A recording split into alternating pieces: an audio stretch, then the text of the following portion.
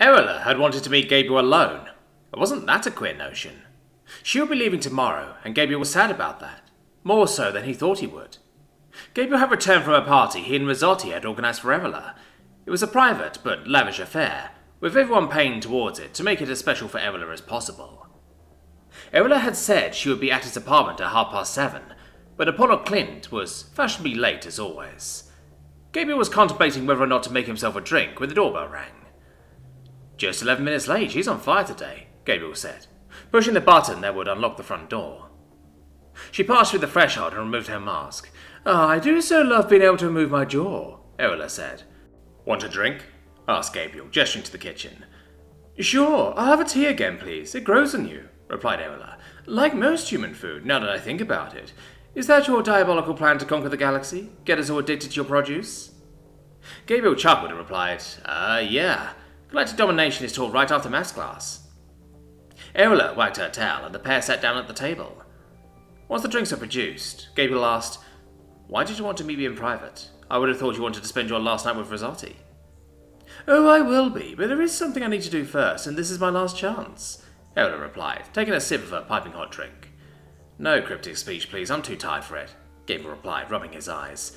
The party might have been private, but Eola had a taste for loud music with a lot of bass, and he could still feel the beat in his skull if he remembered hard enough.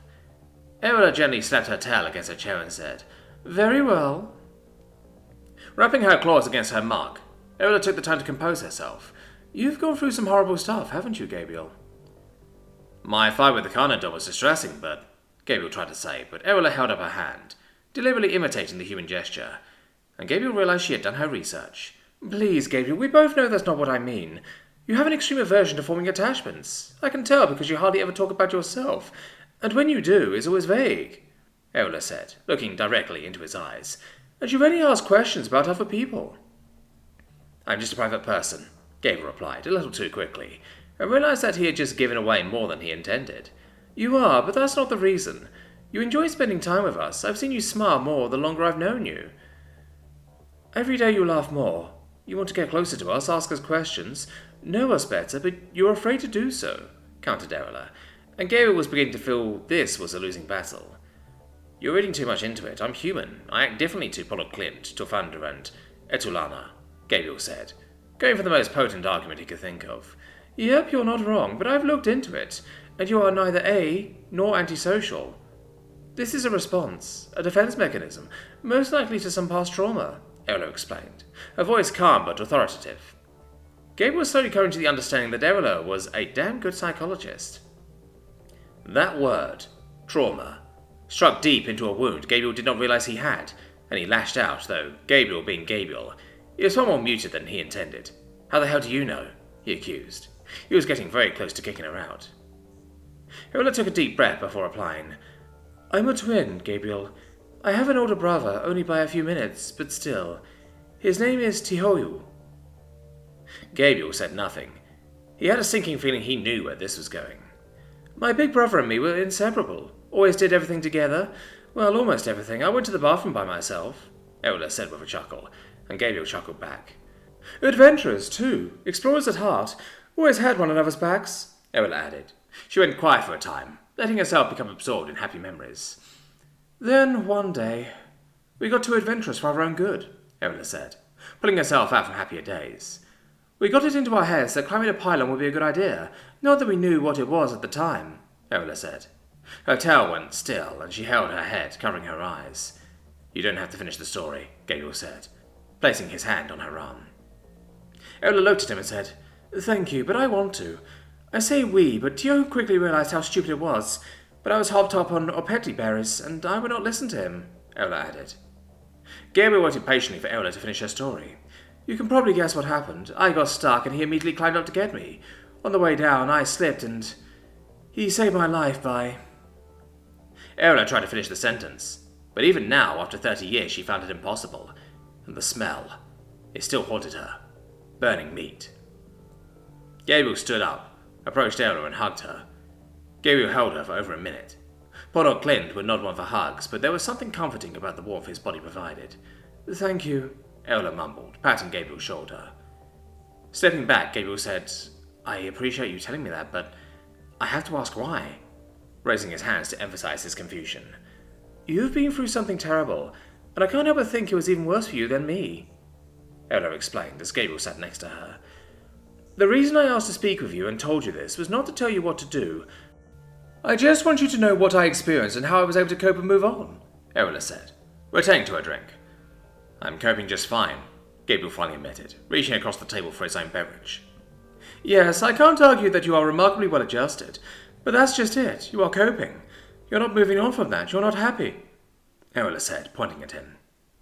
"Of course not. Happiness is transitionary. If you try to be happy, you will be miserable. Trying to be happy is stupid," Gabriel countered. "So what should a person try to be?" Erla asked without missing a beat. "Content. If you are content, happiness will come on its own," Gabriel explained, using a well-worn speech. "An interesting philosophy and not without merit," Erla allowed. "But my next question is, are you content? If your life carried on as it has from now until the day you die, would you be fine with that?" she asked. Gabriel did not respond. He simply stared into his drink, looking at his reflection. "My family is what helped me, Gabriel. We all supported one another. It helped us mourn and pick ourselves back up," Erla said, once she realized no response was forthcoming. "You didn't have that, did you? I know you lost someone precious to you. The most precious, really," Erla supposed, pointing to Gabriel's locket, hidden now beneath his shirt. "How could you possibly know all this?" Gabriel asked. He attempted to be accusatory, but she was hitting too close to home for him to muster much effort. "I'm very good at my job, Gabriel. What happened to Tshirt is why I became a psychologist, so I could help people get through what happened to me," Erla explained. "Then it is irrelevant. Even if I was willing, you would be gone tomorrow," Gabriel said, drowning the last of his drink. Erla took his hands and held them. "Look, I know I said I was not going to give you advice, but here's some anyway. Myself, Risotti, Nish, and especially Pesta love you. If you let them in, they can help you. You don't have to tell them or me what happened, and I can tell you built a wall around yourself and you're not ready to tear it down. But when you are, they and I will be ready to listen," Erla explained. "We've only known each other for 3 weeks," Gabriel said. "Irrelevant. It doesn't matter how long you've known someone, it matters what you did with the time," Erla explained. Gabriel pulled his hand from Erla's grasp and began to wrap his fingers against the table. He said nothing and just stared at his hands.